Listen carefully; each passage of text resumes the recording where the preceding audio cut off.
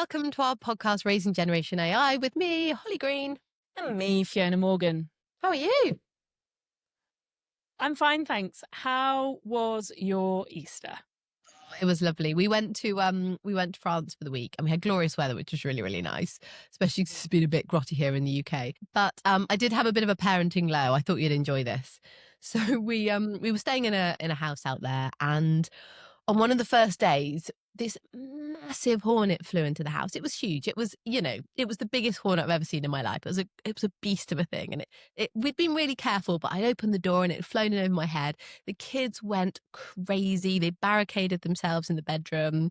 My husband had to catch this thing and get it out the house, which he did. Fine. But then the kids won't come out of the room because they're now terrified that more hornets are going to come into the house. I'm trying to I'm using every tool in the parenting book to persuade them that it's absolutely fine. The chance of another hornet coming into the house is minute. I've never had a massive hornet in the house before. It's not going to happen again. And they're not coming out of the room. So I'm trying to think of a way to persuade them that it's fine. It's not going to happen again. And I'm thinking of a phrase like, I'll eat my hat if it happens again. But I tried to make it more appropriate for children. What I ended up saying was, if another hornet comes into the house, you can have any treat you want, which I instantly regretted. Because while it got them both out of the room, they then started questioning me about what food hornets like to eat. The rest of the week became me trying to keep hornets out of the house and them doing everything they could to get hornets into the house. So they're leaving doors ajar, they're leaving windows ajar, they're leaving little piles of fruit around the place.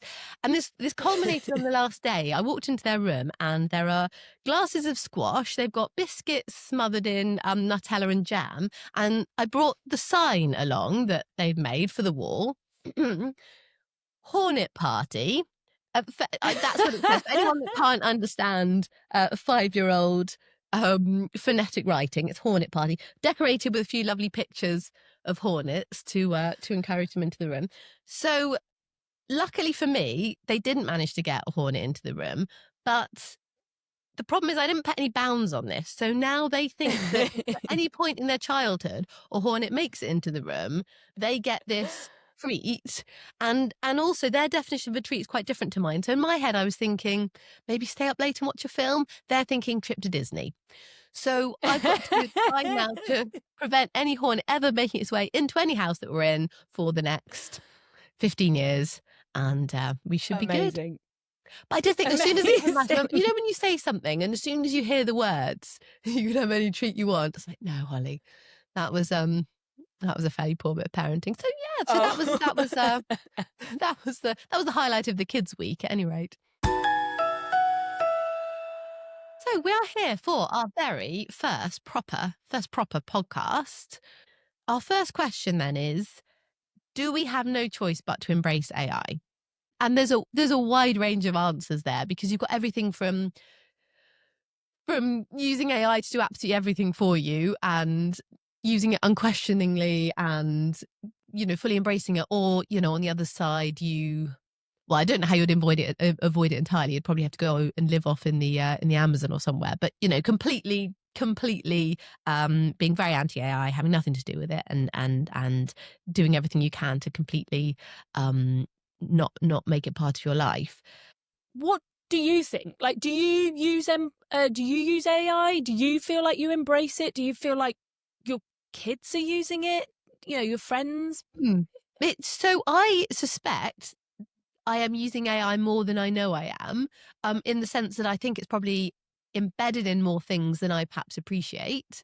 I know I'm using it in things like Alexa and Siri, and I know I have used ChatGPT for some things, definitely, but not that many things. I tend to use it in a superficial way here and there. More as a tool of curiosity, I would say, really, than anything.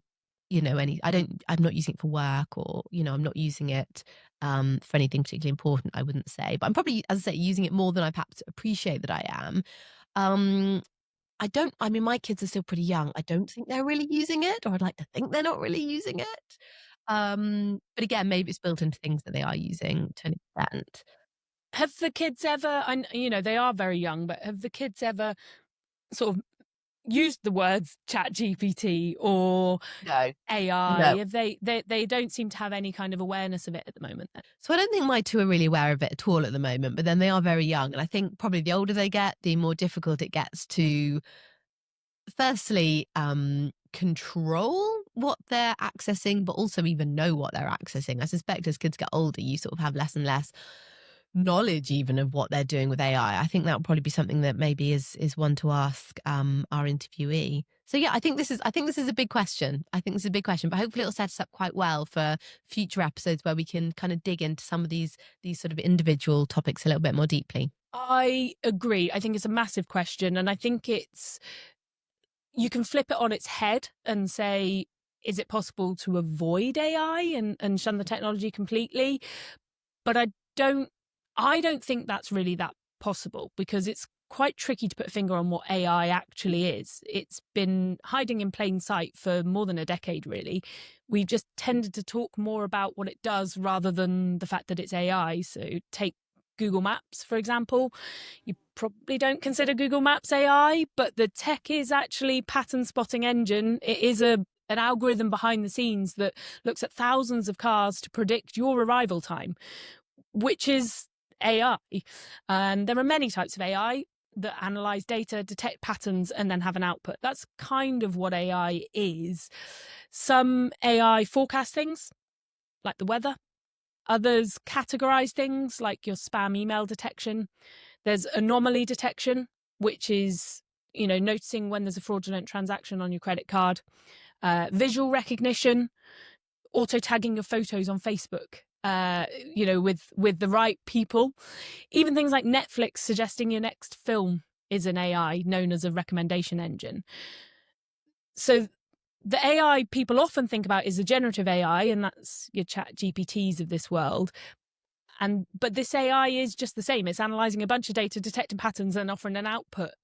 And it's just that the output is not numbers, it's language, images, videos, audio. And as we discussed briefly last episode, that's what's brought it to the surface, is because suddenly it's not interacting with numbers and code anymore. It's interacting with language, images, video, and audio, which people can understand without needing to learn anything.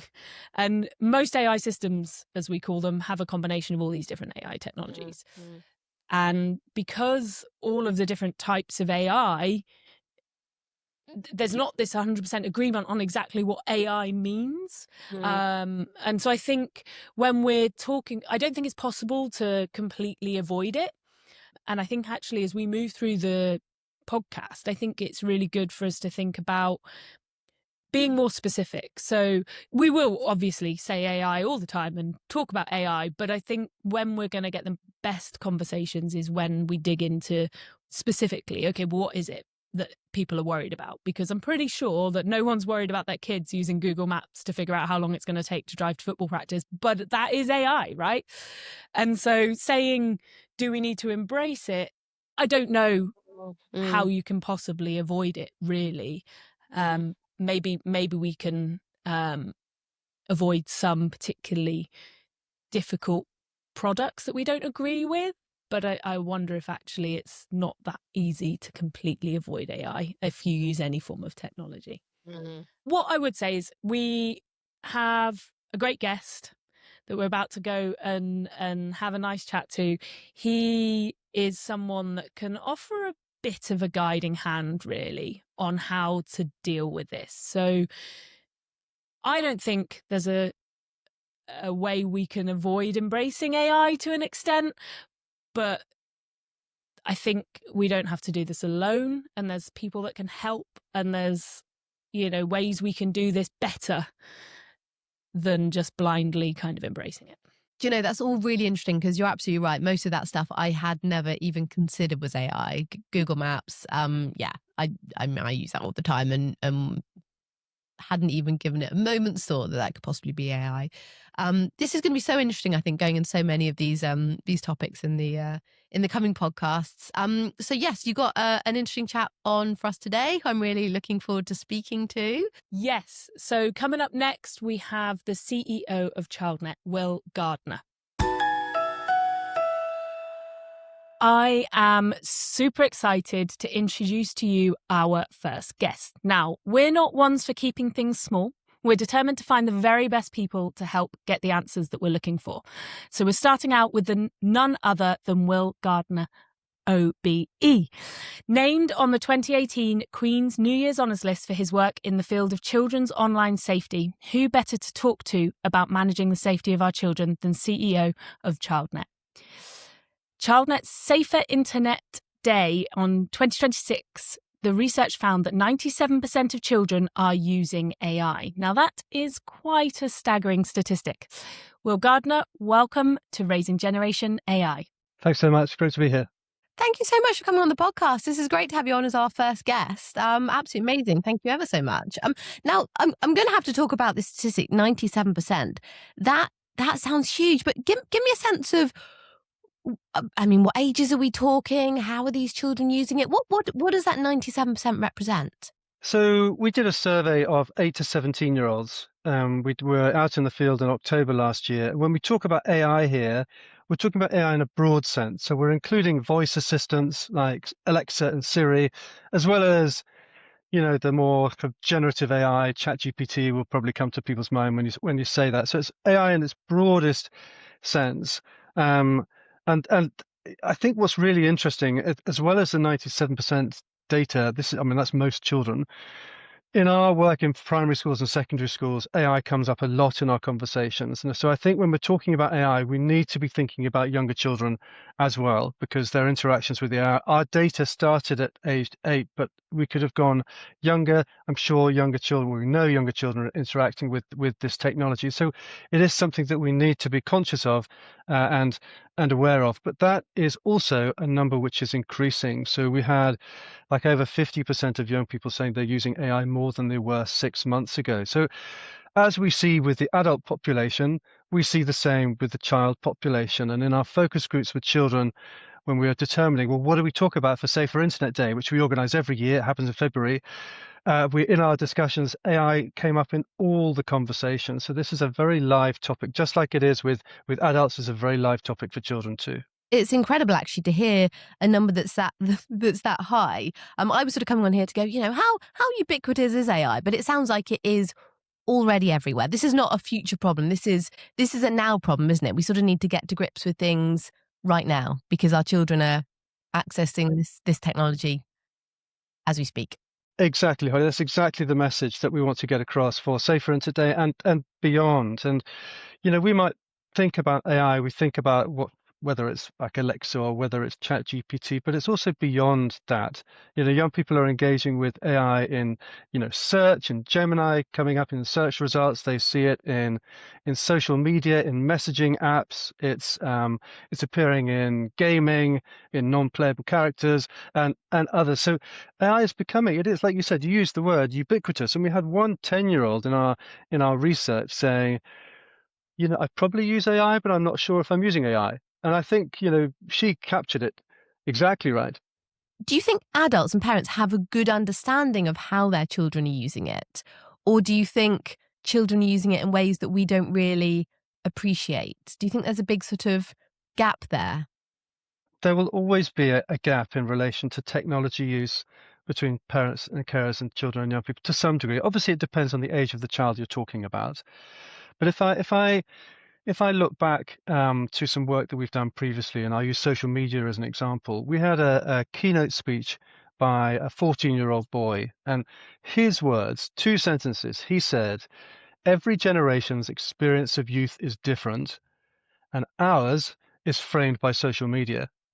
And in just 2 sentences, he had brilliantly described why, if we're talking about technology and talking about safety of technology and regulation of technology, or anything to do with technology, we need to be including young people's voice in that because their experience of technology is not the same as our experience. And with social media, it's much more obvious. Our social media experience is not the same as each other's, but for children, it's different, absolutely, between that of adults. And I think it's similar in the ways that young people are engaging with AI. I think children and young people are often quite pioneering in their use of tech. And the conversation we're going to have may go into these different areas, but I think we're seeing AI being used in some ways which we might not have ordinarily have thought children would be using it in that way. And companionship is perhaps part of that conversation, but also how AI can seep into social interactions when young people are wanting to interact with their peers and they're not sure what to say. Maybe they might reach out to AI and get a sense check. And so it's probably being used in ways which parents might not imagine it. He sounds very wise for a 14-year-old, doesn't he? But I mean, I think that's what's so hard about parenting nowadays, because you're not having such a different experience to, the one we grew up with, not just with AI, but as you say, with social media and so many other things. And it does feel hard as a parent to sort of try and navigate your way through this. And I think so often children, because they're growing up with this technology, they know more about it than us anyway, don't they? It's almost natural to them. It's just the world they're growing up in. Whereas to us, it's sort of about having to sort of learn it all and get to grips with it.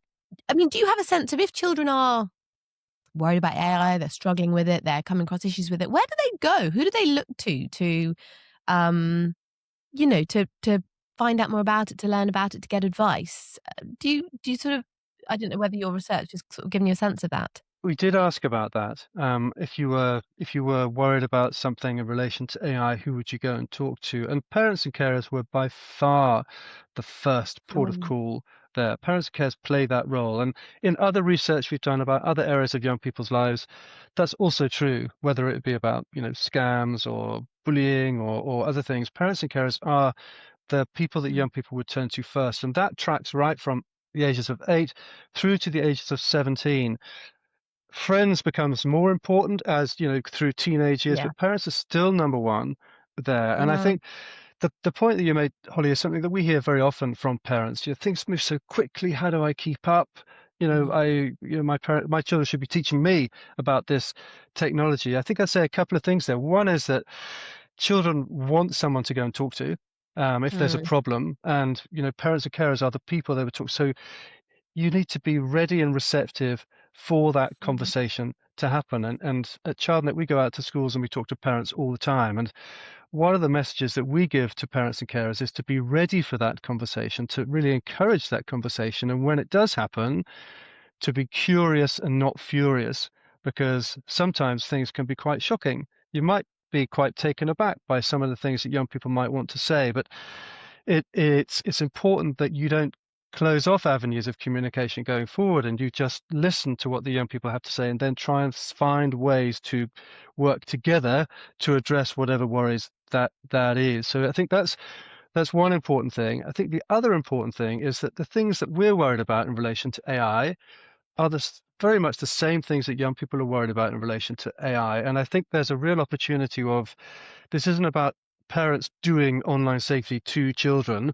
This is affecting all of us. What do we do? What are the rules of the road in relation to making this technology fit into our family life and our broader, wider lives? And we've got that opportunity of intergenerational exchange where children can be helping and advising parents as well as the other way around. And are there places that parents can go if they're sort of thinking, I need to get more to grips with this. I need to learn more about it. Are there some good resources in place that parents can access to get more advice and to get more of a handle on things? There definitely are, and I think that's the second message that we deliver at parent sessions, is that you are not alone with this. Mm. There are organizations who have been thinking about this and working to support parents in that space, and we are one of those organizations, and we have a website at childnet.com. We've got a range of different resources we've developed for Safer Internet Day, which you can find at saferinternetday.org.uk, and within that you can find quizzes, tips, activities, things to try and get the conversation started. That's what we really want to make happen. And that's what our focus for Safer Internet Day, when it happened on the 10th of February this year, was to stimulate conversations, because we know, and we've just done our evaluation of the day, with schools across the UK were engaged in supporting Safer Internet Day. And we did a survey of schools afterwards to say, well, what impact did it have? What difference did it make? And 60% of the teachers who responded to the survey said talking about online safety and AI safety led to young people coming forward and talking about things that they were worried about. So it led to kind of potential online safeguarding disclosures from young people to parents. So it really just shows, if the adult can say, we can talk about this, it makes it much more easy for a young person to come forward and say, great, I want to talk to you about this. And that's exactly the same for parents and carers as well as for teachers and educators. And I suppose that's just a wider lesson for parenting, isn't it? Keep those lines of communication open and try and, work through these things together. There's obviously a lot of negatives around AI. Did did young people have an overall negative view of AI, or actually do they feel there's a lot of positives to be found? Yeah, I've been very positive about AI. I think in the main, they see 80% see AI used in positive ways. I think a high 70% say that it's made my life better. There are real recognitions of the value and the benefits that AI can bring. And I think people can see that. Adults can see that, children can see that, and that's reflected the same. There are absolutely concerns, and some of the concerns we haven't touched upon today, include the issues around bias, around the results of AI. AI is fed off, information that is out there in the public domain, and really reflects the society that we live in, and any biases that we have in our society will absolutely get reflected back out through AI, unless it's been modified to address those biases. And I know that many of the companies are actively working to try and make sure that happens. But there are other concerns, like the environmental concerns around AI, which are really, living, breathing concerns. I've got 5 kids, and one of my children absolutely won't touch AI because they're so concerned about the environmental impact, the water requirements that AI has at the moment. And I think we young people are very, not just young people, but we associate young people's passion with environmental issues very readily. And I think hearing that voice in relation to this technology is really important, because this technology can make things so much easier, but we always have to recognize at what cost. So do you actually use AI yourself for anything, Will? I do sometimes use AI. I'm quite conscious about how I use it and what I use it for, but I do use it. I don't proclaim to be an AI expert in that sense, but I can see the incredible power that it has and the benefits that it can bring. So yes, I do use AI, and perhaps like the 10-year-old girl said, as I mentioned earlier, perhaps consciously and unconsciously, I will use this technology. Okay, so the whole point of the podcast then today, as a mum who was very worried about all this stuff, Will, do I have no choice but to embrace AI? The way you could kind of look at that question is like, is it kind of a resigned acceptance of our fate of life with AI, which I think might be kind of missing what we're talking about. I do think it has incredible opportunities, and I think everybody needs to understand what those are, as well as understand what the risks are, because even if you're not using it directly, it can still have an impact on your life. And so I think it's important that if you don't want to embrace it, it's your choice. And as there are reasons why people might not want to take up AI, but it is happening. It's all around us, and we need to understand what it is. Our research shows that young people are engaging with it, even from a very young age, and so it's critical that we are having conversations with children at a young age about this technology. It can do incredible things, but we need to be controlling our engagement with it. We are agents in our use of AI. Thank you so much, Will. That was really insightful, and really appreciate everything that you've been able to share. Can you just remind us one last time where we can find those resources so that people can go and have a little dig around and see what they can do?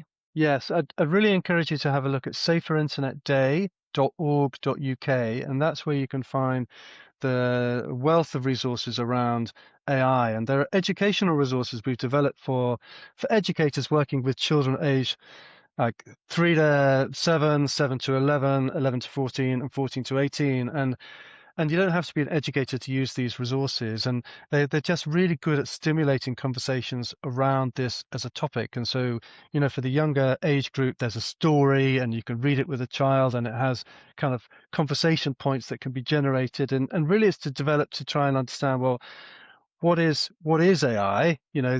Recognize that it's not a human. What's it good for? What's it not so good for?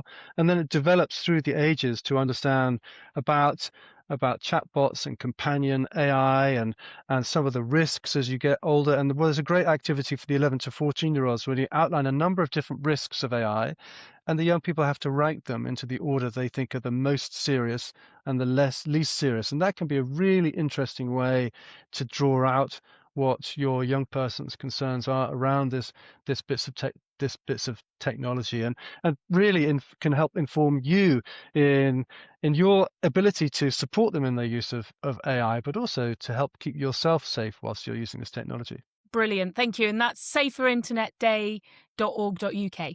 Exactly. Well, thank you so much for joining us, Will. It's been fascinating to chat to you today. Thank you so much for being our first guest.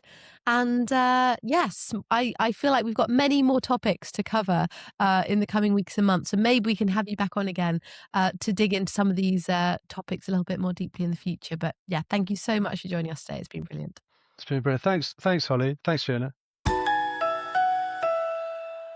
Well, he was great, wasn't he? How are you feeling about it now? Well, he was brilliant. I just feel now that there are even more topics to go into. And one of them I'm going to ask you now. What, as a parent who perhaps just doesn't feel like they really have any grasp at all on AI and wants to understand more about it, where do we go? What do we do? What's the first step to see what all the fuss is about? I don't know. I think people are probably using AI and they're not really aware they're using AI. But I also think everyone talks about ChatGPT, and ChatGPT is just one of these things. And there are loads of them. There's Claude and Gemini and stuff like that. But ChatGPT is a good place to start. It has a free tier, so actually you can go make a profile, have a little chat with ChatGPT without having to spend any money. And I think as long as you consider the fact that you only put things in there that you wouldn't mind being public, so it's a kind of be sensible with what you're typing into ChatGPT, and just have a little play, see what happens. Ask it to explain a topic to you as if you're 5 years old, or give it a scenario and see what what it thinks you should do, and test it a little bit. Try and make it say something that it shouldn't, or give you terrible advice, and have a bit of a play, because I think if you get hands on, then you'll be in a better position, like Will was saying, for when your kids do come and talk to you about it. If you've never used or touched this technology, then it can be quite difficult to advise. I mean, have you had a go at all? Yeah, I have a bit. So I found it quite useful asking it stuff that I already know about, just to see how it tackles that. And I found sometimes it does get it wrong, and it gets it wrong in a very confident way, which is very eye-opening. I have used it as well with I must admit, with some of the questions the kids have come to me with, which, I mean, even at 5, it's amazing the sort of questions children can ask sometimes. And I have gone to it to ask things. But even as I've done it, I've had that little flutter inside me of, does this make me a bad mother? So no, I have, but I've sort of done it with that little question in my head, I think. That's an interesting topic. We could maybe set that up for next episode. Okay, great. So next week the episode is, does using ChatGPT make me a bad mum? Yeah, absolutely. Let's do it. Okay, brilliant. And yeah, I think that's it. Thank you so much to everyone for listening to our first proper episode. If you enjoyed it, we'd love for you to leave us a review, as it will help some other parents find us. And that's kind of why we do it. Come on, worry about it with us together. Thank you so much. We will see you next week.